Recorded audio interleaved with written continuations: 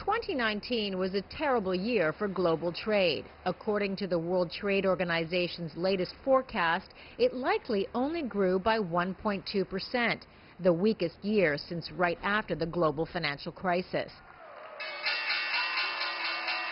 But the trade war didn't deter investors from stocks. Stock markets in China and the U.S. soared, with the S&P 500 clocking its biggest one-year gain in 6 years. At a panel discussion hosted by the National Committee on U.S. China Relations in New York, a leading economist said the U.S. stock market was helped in part by the Federal Reserve. It cut interest rates by 75 basis points when most expected rate hikes in 2019.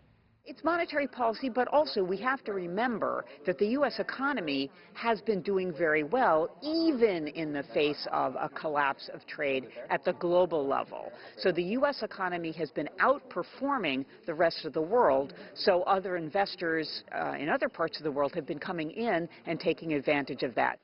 Nevertheless, economic growth, as measured by GDP, did slow in both the U.S. and China in 2019. The reason why we're having problems at the moment is because the economy is entering into a new phase of development. In the past, we just rely on the low-cost advantage and the low-end manufacturing, so it's more like a simple expansion of the economic activities.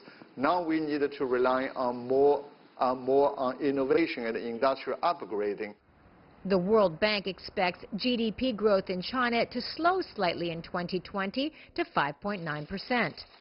The panel discussion comes less than a week before China's top trade negotiator Liu He is set to arrive in Washington, D.C. to sign phase one of a new trade agreement that many hope will improve relations between China and the U.S.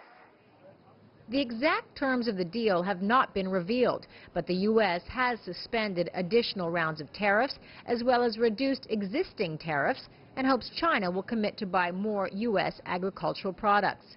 This does give us the opportunity to say, okay, the politics can accommodate deal-making and being constructive and not just focusing on the zero-sum kind of nature of things. Experts say it's a good start, but not the end of what will likely be a long discussion on trade in 2020. Karina, CGTN.